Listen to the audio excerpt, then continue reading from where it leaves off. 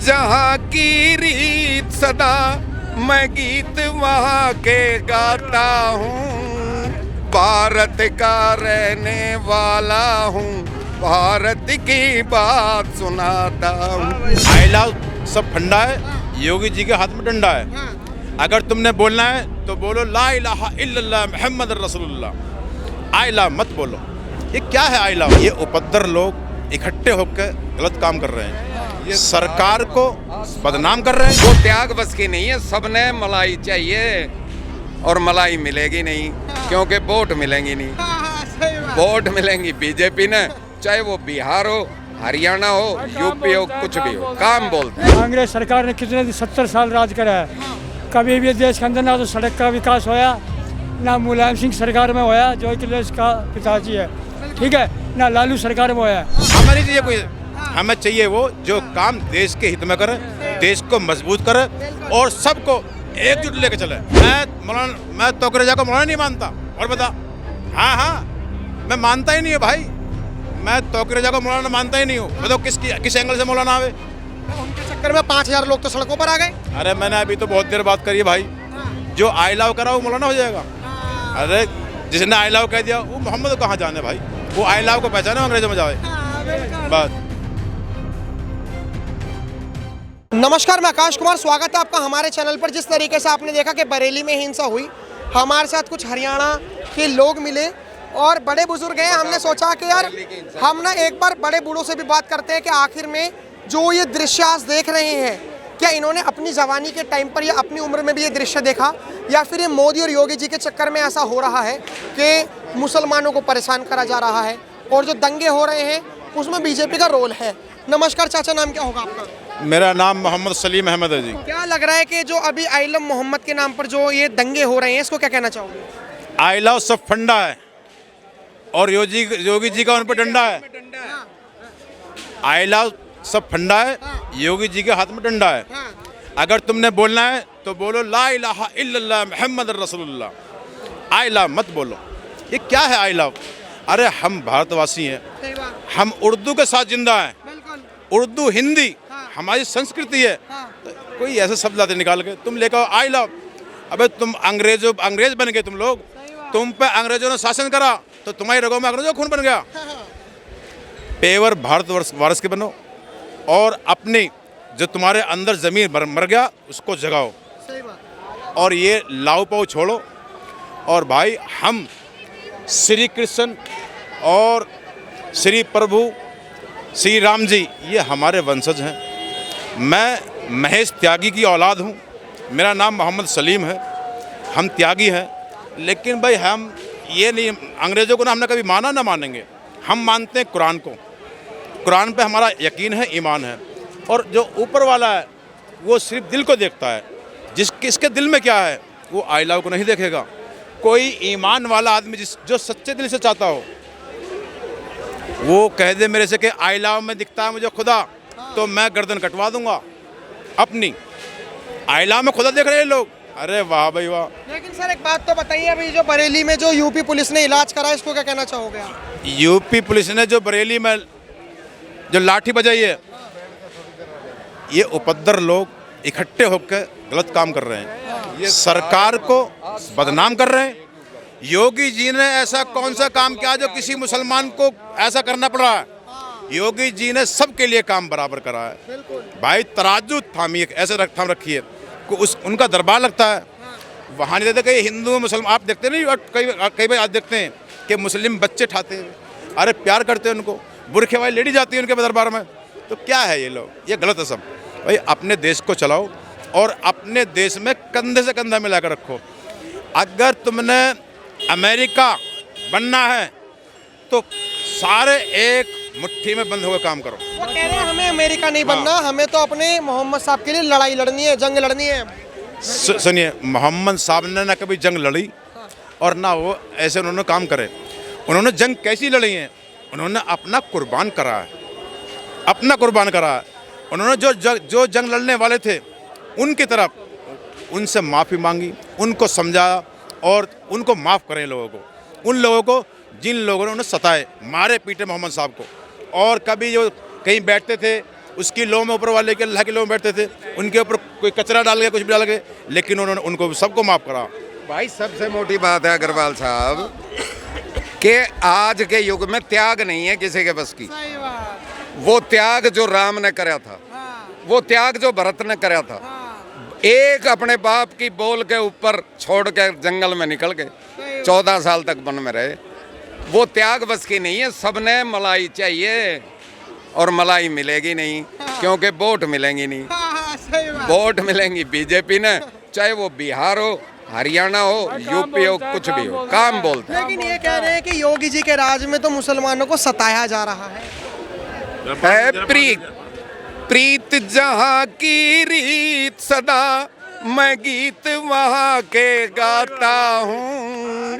भारत का रहने वाला हूँ, भारत की बात सुनाता हूँ। कह रहे लेकिन इस भारत में अन्याय हो रहा है महाराज। गोरे काले का भेद नहीं, हर दिल से हमारा नाता है। कुछ और नाता हो हमको, पर प्यार निभाना आता है। जिसे मान चुकी सारी दुनिया, मैं नित नित शीश झुकाता हूँ। भारत का रहने वाला हूँ, भारत की बात सुना। सर लेकिन आज की डेट में ये भारत वैसा भारत रह चुका जैसे भारत में आपके लफ्जों में है, आपके गानों में है। देखिए सर, गाने से ही तो ये जिंदगी चल रही है और ये नई नई युवक पीढ़ी निकल रही है। लेकिन जो हमारे देश के प्रधानमंत्री और योगी आदित्यनाथ जी जो कर रहे हैं और जो इनकी टीम कर रही है, जो इनके नीचे काम करने वाले मंत्रीगण कर रहे हैं, उनको बार बार स्वागत है। आप एक बार गुरुग्राम जरूर आइए। अग्रवाल साहब आपका स्वागत है। अग्रवाल साहब, एक मैं बात बताऊँ आपको बहुत मोटी सी। मुस्लिम लोग ये कहते हैं कि हमें यहाँ परेशान करा जा रहा है, तो उनकी सोच बहुत गलत है। और लिंक जरूर डालिए। मेरा गांव मुस्लिमों का है और हिंदू भी हैं कुछ।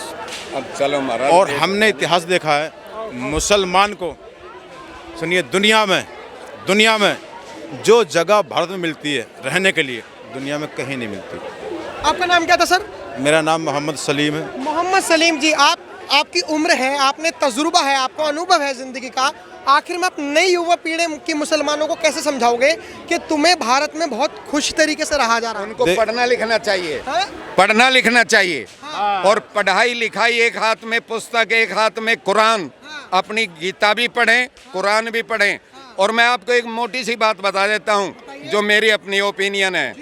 अगर हमारे देश में शुरू से ही हमारे सिख, मुस्लिम, ईसाई, हिंदू सब एक स्कूल में पढ़े हुए होते, तो नजरिया ये है आज ये हादसा नहीं होता। सुनो, देखिए, मैं तो ये कहता हूँ कि सरकार को पहला पॉइंट ये करना चाहिए कि स्कूल में गीता और कुरान लागू करनी चाहिए। बिल्कुल। सबसे पहले बच्चे को ये पढ़ाओ, गीता और कुरान, सब बच्चों को, सबको, टोटल हिंदू हो मुसलमान हो, सबको गीता और कुरान पढ़ा दो, ताकि उनको ज्ञान समझ में आ जाए।